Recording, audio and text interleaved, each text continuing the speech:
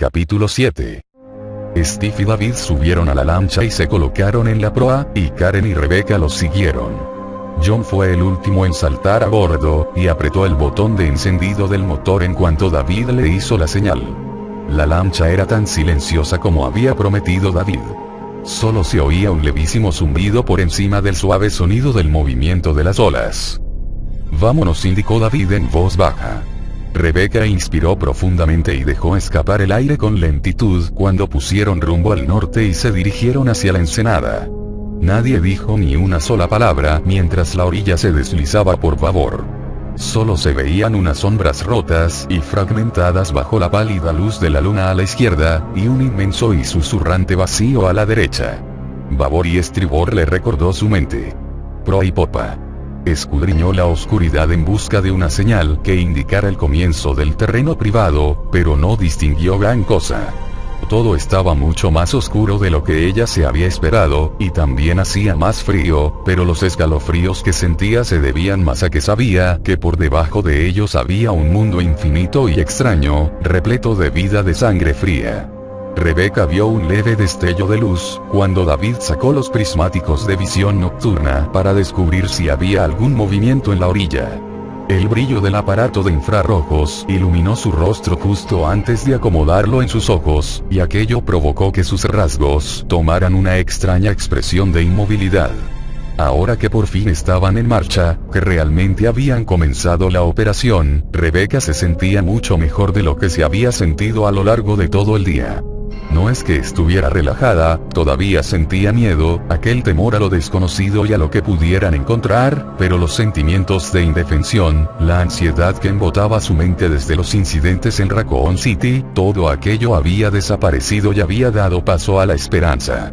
Al menos, estamos haciendo algo positivo. Estamos tomando la ofensiva en lugar de esperar a que vengan a buscarnos. Ya veo la valla, anunció David en voz baja. Su rostro era una mancha pálida en la tensa oscuridad. Lo siguiente es el muelle. Quizá veamos los edificios cuando el terreno ascienda en dirección al faro y las cuevas. El agua chapoteaba al estrellarse contra los costados de la lancha. El ruido de las olas aumentaba cada vez que la pequeña embarcación era golpeada de lado y se estremecía bajo su impacto. Rebecca también se estremeció y sintió que se le aceleraba el corazón. Aunque le gustaba mirar al mar, no le entusiasmaba meterse en él. De pequeña había visto tiburón, y una vez había sido más que suficiente. Mantuvo su atención fija en la orilla, intentando calcular la distancia que había hasta ella y, más que ver, sintió como el terreno se abría mientras la lancha se deslizaba por encima de las olas. Las enormes siluetas de los árboles dieron paso a un claro, a unos 20 metros de ellos. Percibió el agua batiendo suavemente contra la rocosa orilla, y en aquel momento sintió que se abrían espacios a ambos lados de ellos. Habían llegado a las instalaciones de Umbrella. Allí está el muelle, dijo David. John virá a estribor, a las 2 en punto. Rebecca distinguió a duras penas la sombra de una silueta fabricada por el hombre, una línea oscura que sobresalía del agua. Oyó un leve chirrido de metal rozando madera. El pequeño muelle tensándose sobre las pilastras que lo sostenían. No vio ningún bote. Rebecca se esforzó por ver algo más allá mientras dejaban atrás el muelle. A duras penas distinguió una estructura rectangular al otro lado de la madera flotante, lo que parecía ser un almacén para botes y un embarcadero más grande para las instalaciones. No vio ninguno de los otros edificios que aparecían en el mapa que les había entregado Trent. Había otros 5 aparte del faro, extendidos a lo largo de la ensenada, dispuestos en 2 líneas paralelas a la costa, con 3 en la línea delantera y 2 en la otra.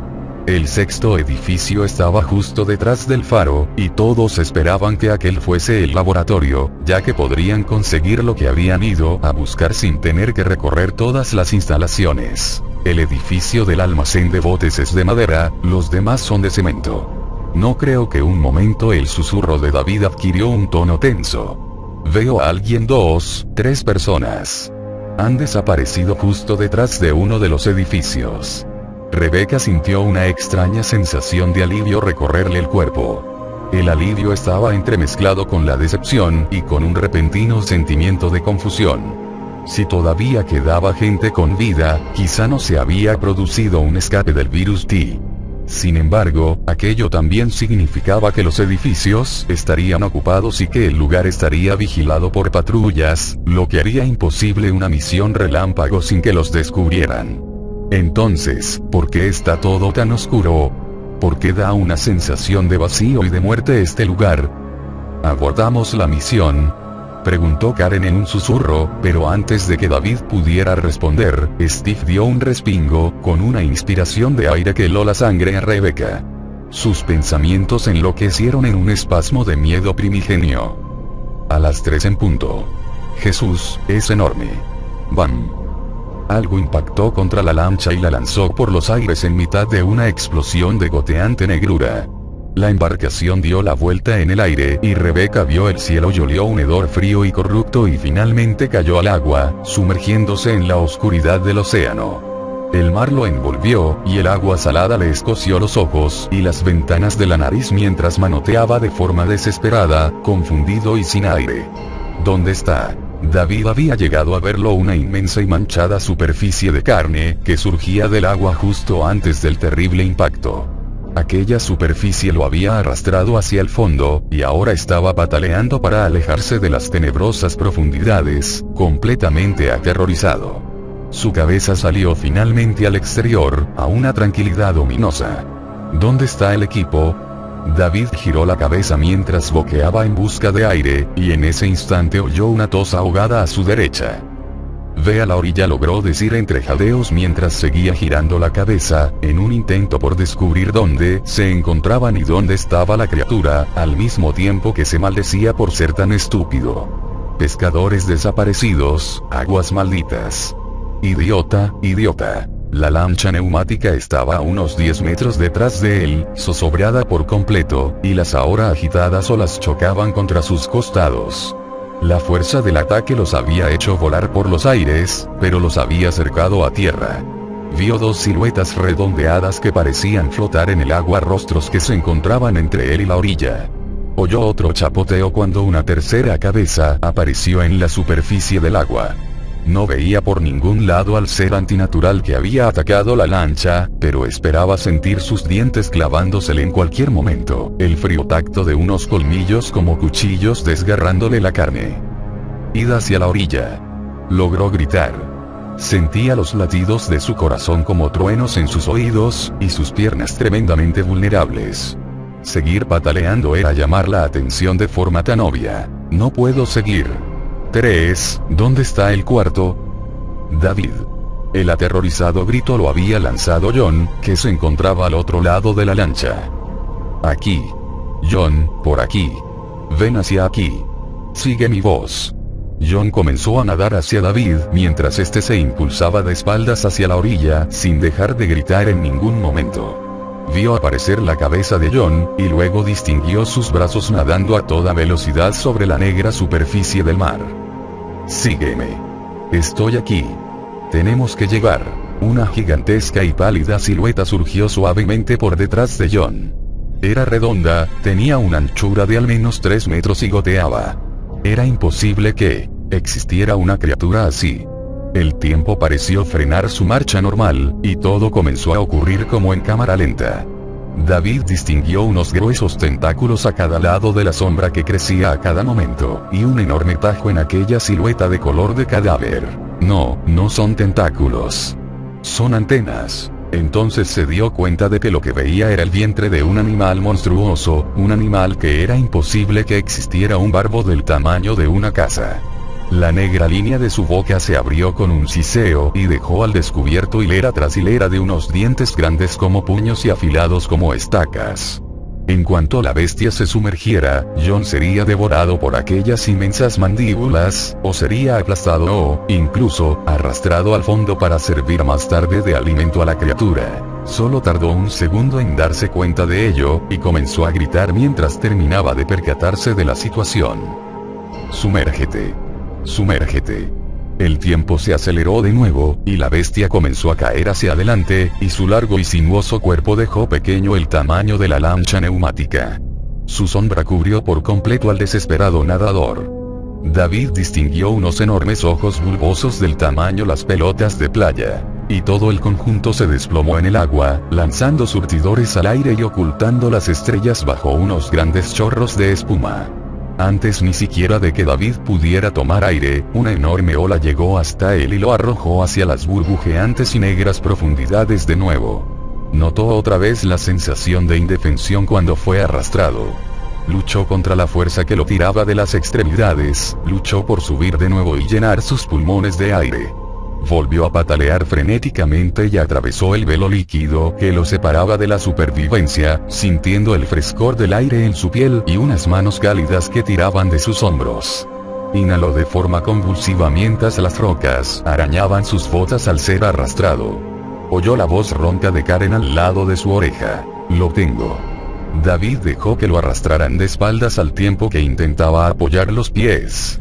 Se dio la vuelta cuando finalmente recuperó el equilibrio. Unas siluetas húmedas le tendían la mano. Eran Steve y Rebecca. «Oh, Dios mío. John». «Estoy bien», dijo David entre jadeos y avanzando a tropezones. Sus rodillas chocaban con las piedras, que sus ojos aturdidos y velados se negaban a ver. «John, ¿alguien ve dónde está?» Nadie respondió. Parpadeó para despejarse los ojos de la sal del mar y giró la cabeza para enfrentarse a la oscuridad que lo rodeaba mientras las olas seguían batiendo la orilla rocosa a sus pies. John gritó en la voz más alta que se atrevió, mientras intentaba discernir algo en la oscuridad, aunque no logró ver nada. Sentía su corazón tan frío como su cuerpo, y en el pecho un peso similar al empapado chaleco antibalas de Kevlar que llevaba puesto. Sin chaleco salvavidas ya lo habríamos visto. «John». Gritó de nuevo su nombre, pero sus esperanzas disminuían por momentos. Una voz que tosía atragantada le respondió procedente de unas rocas situadas a la izquierda. «¿Qué?». David relajó los hombros, aliviado, y respiró profundamente cuando la goteante silueta de John surgió de las sombras.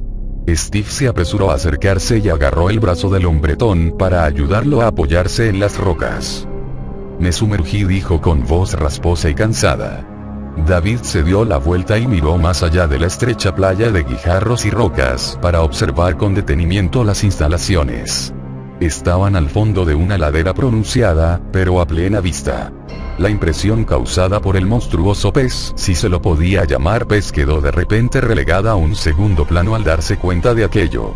Ya habían salido del agua y no estaban a cubierto. Nos habrán oído. Nos habrán visto. No vamos a poder llegar a las cuevas, y no podemos quedarnos aquí. El almacén de botes, dijo con un susurro y girándose hacia el sur. Deprisa. El equipo pasó trastabillando a su lado, con Karen a la cabeza y los demás siguiéndola de cerca. Nadie parecía estar herido de gravedad, lo que era un pequeño milagro. David trotó detrás de Steve, considerando la situación mientras sus piernas doloridas lo llevaban a través de las rocas. «Tenemos que ponernos a cubierto, atrancar la puerta, reagruparnos, llegar a la valla». El terreno ascendía de forma abrupta delante de ellos, y el muelle apareció ante sus ojos.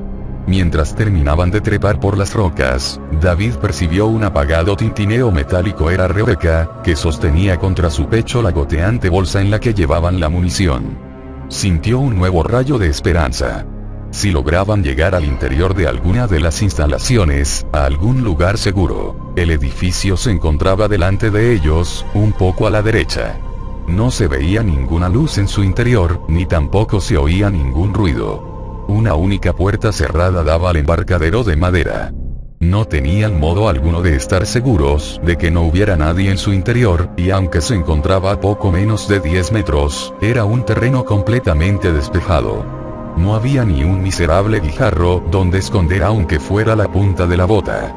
«No tenemos elección». «Avanzad agachados», susurró David a su equipo. Instantes después, todos echaban a correr agazapados hacia el edificio.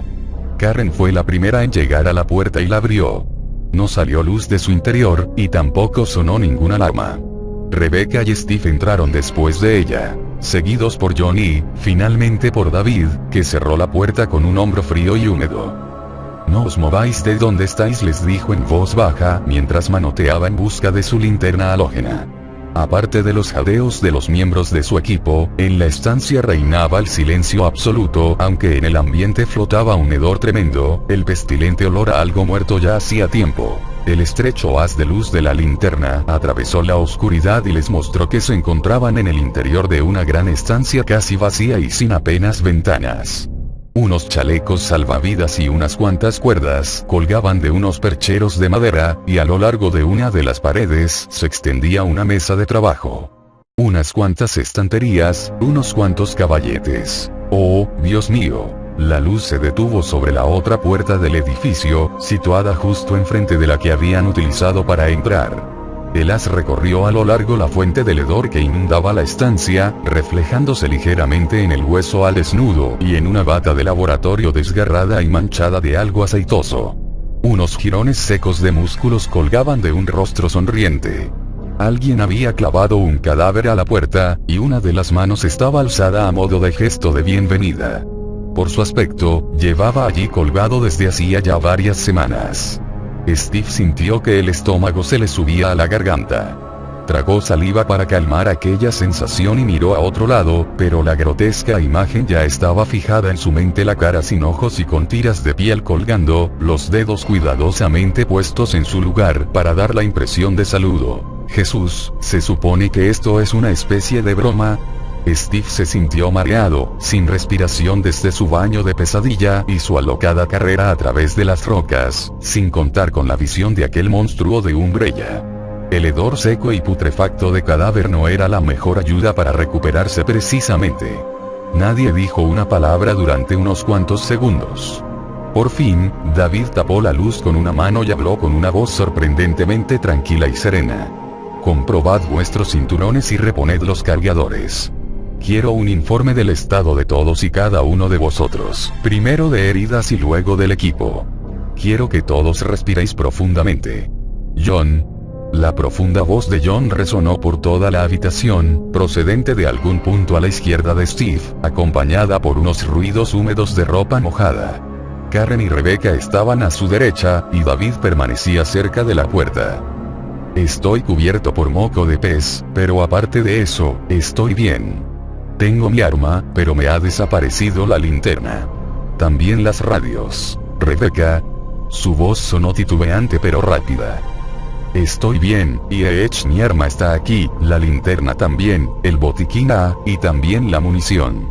Steve comprobó el estado de su equipo mientras ella hablaba.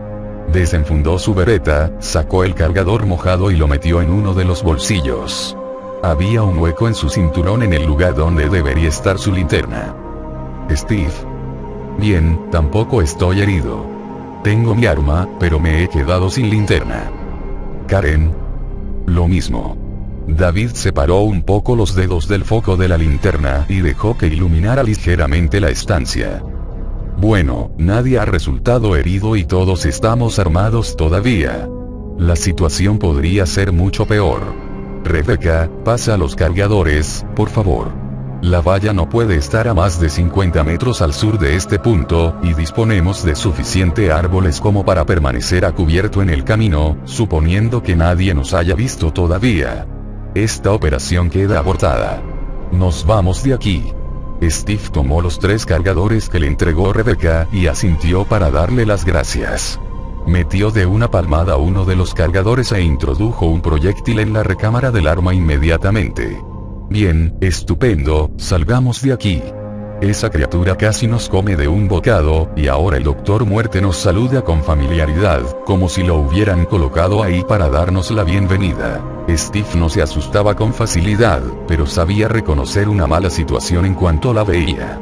Admiraba profundamente a los Stars y quería participar en la operación para hacer justicia, pero con su bote destrozado y con el plan inicial hecho mierda, acabar con Umbrella tendría que esperar. David se acercó al cadáver descompuesto, y en su rostro apareció una muestra de asco visible bajo la luz de la linterna. Karen, Rebecca, acercaos a echar un vistazo. John, toma la linterna de Rebecca. Tú y Steve registrad el lugar para ver si encontráis algo que pueda sernos útil. Rebecca le entregó su linterna a John, quien hizo un gesto de asentimiento a Steve. Los dos hombres se alejaron hacia el final de la mesa de trabajo. Las voces susurradas de los demás llegaron hasta sus oídos en la quietud de la estancia. El virus T no es el responsable de esto, dijo Rebecca. El proceso de descomposición no es el habitual. Se produjo un momento de silencio, interrumpido por Karen. ¿Veis eso? David, déjame la linterna un momento. John tapó a medias el rayo de luz de la linterna con una mano e iluminó la plancha de madera de la mesa de trabajo. Una taza de café rota. Una pila de tuercas y tornillos amontonados encima de una carta de mareas. Un destornillador eléctrico, oxidado y mellado. Un par de pequeñas piezas metálicas encima de un trapo manchado. Nada, aquí no hay nada. Deberíamos irnos antes de que alguien nos descubra. John abrió un cajón y revolvió en su interior mientras Steve intentaba averiguar lo que había en una de las estanterías superiores. A sus espaldas, Karen comenzó a hablar de nuevo. No estaba muerto cuando lo clavaron en la puerta, aunque yo diría que le faltaba poco para ello. Desde luego, estaba inconsciente. No hay desgarros, lo que sugiere que no forcejeó y mirad esto. Son marcas de arrastre, aquí y aquí. Yo diría que lo mataron en la puerta trasera y lo arrastraron hasta aquí. John ya había acabado de registrar el cajón y ambos continuaron avanzando. Sus botas hicieron chirriar la madera del suelo. Un par de llaves inglesas. Una radio barata. Una bola de papel al lado de un trozo de lápiz. Algo se agitó en la mente de Steve. Se detuvo y miró de nuevo la bola de papel. El lápiz. Recogió la bola de papel y la extendió. Le dio la vuelta y pudo ver varias líneas cerca del extremo inferior, escritas por una mano temblorosa. Hemos descubierto algo, dijo John en voz baja, iluminando mejor el papel mientras los demás se apresuraban a acercarse. Steve lo leyó en voz alta, entrecerrando los ojos para leer mejor la letra temblorosa bajo la incierta luz de la linterna. En el arrugado papel, no había ningún signo de puntuación, así que se esforzó todo lo que pudo para identificar las pausas mientras leía. 20 de julio. La comida tenía droga. Estoy enfermo, escondí el material para vosotros, enviad los datos. Ha hundido los botes y ha dejado que las... Steve frunció el entrecejo, incapaz de leer bien la palabra. Tries cuadras. Ha hundido los botes y ha dejado que las tries cuadras salgan. Ya es de noche, pronto vendrán. Creo que ha matado a todos los demás. Detenedle. Dios sabe lo que él piensa hacer. Destruid el laboratorio, encontrad a Krista, decidle que lo siento, que Lyle lo siente. Ojalá. Ya no había nada más. El mensaje de Amon, dijo Karen en voz baja. Lyle Amon.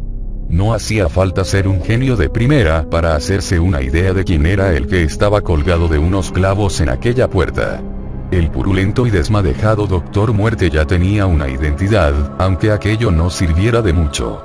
Y el mensaje que Trent le había dado a David era tan incoherente debido a que el pobre individuo estaba drogado cuando lo escribió.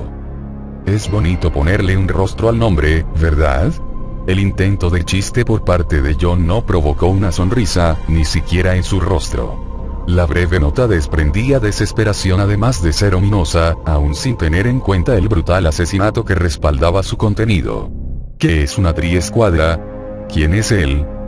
Quizás deberíamos seguir echando un vistazo, comenzó a decir Rebecca en un tono de voz titubeante, pero David negó con la cabeza.